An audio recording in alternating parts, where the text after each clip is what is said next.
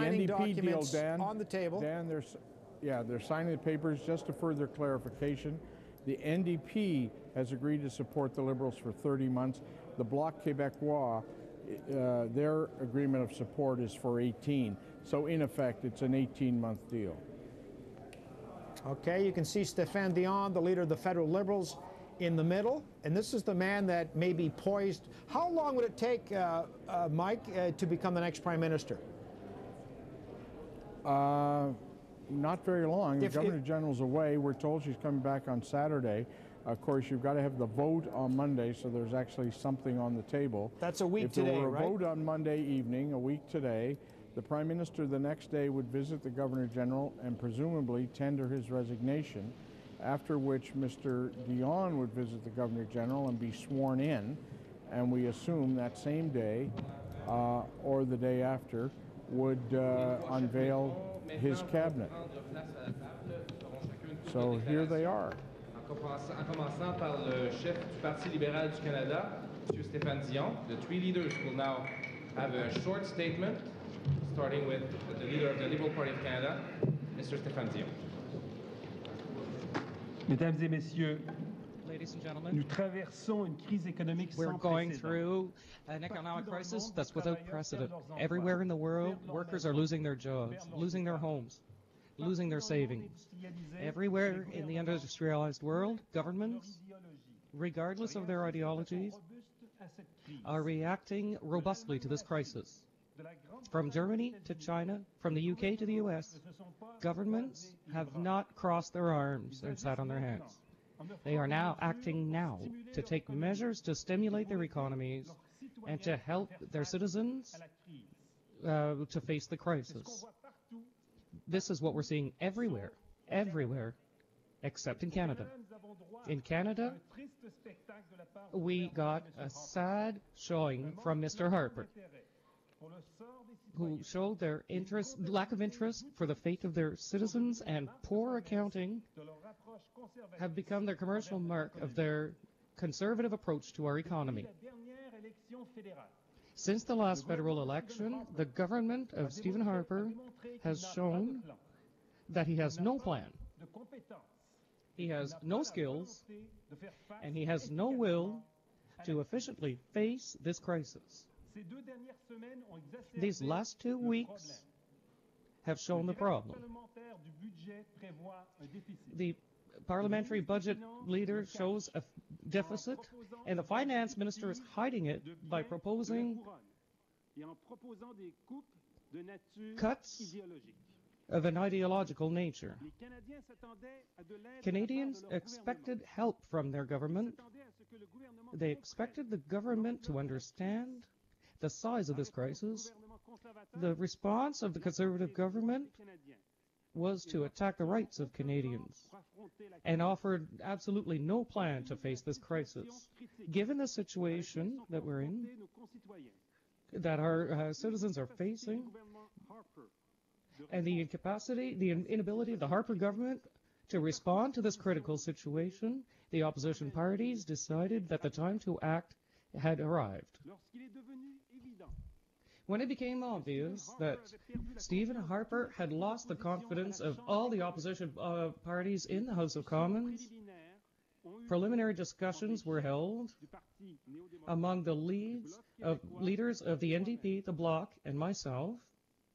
Based on the positive nature of those discussions, we agreed to enter into further negotiations to see if a stable and effective alternative could be found within this current Parliament. The three of us felt it was our responsibility to Canadians to explore this possibility. Canadians elected 308 members of Parliament in October, not just Stephen Harper. This is the Parliament they elected. We must try to make this Parliament work.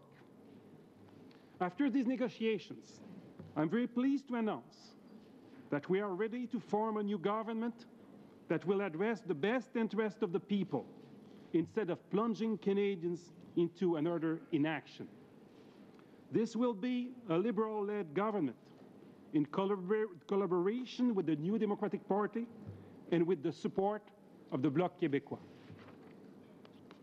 A new leader of the Liberal Party will be elected on May 2nd of 2009. And I am committed to handing to my successor a strong government for a stronger Canada. The documents upon which this arrangement is based are being released publicly. They consist on an agreement on the way the government will work for Canadians between the Liberal Party and the NDP, and an agreement on the policy principles of the new government signed by all the Liberal Party, the NDP, and the Bloc Québécois. The agreement between the Liberals and the NDP will see a small cabinet of 24 ministers plus the Prime Minister, with 6 of them to be named by the Prime Minister from the NDP caucus. We have agreed that, like the Prime Minister, the Finance Minister of the new government will come from the Liberal caucus. This agreement between the Liberals and the NDP will last until June 30th, 2011. The Bloc has agreed to support this arrangement until June 30th, 2010, at which point their support could be extended. The Bloc will not contribute any members to the government and will not be a formal part of the government. The policies that will be pursued by this new government will be founded on solid, fiscally prudent principles. The starting point of the federal government, unfortunately, is a deficit. This new reality does not reduce the necessity to stimulate the economy consistent with the understandings arrived at by all nations in the G20. We have committed not to enter into a long-term deficit, but we will act now to introduce a robust fiscal stimulus policy designed to help Canadians and Canadian businesses weather this storm. This stimulus package will include accelerated and new spending on infrastructure, home construction, home retrofit, and support for struggling sectors that can demonstrate a plan for future viability.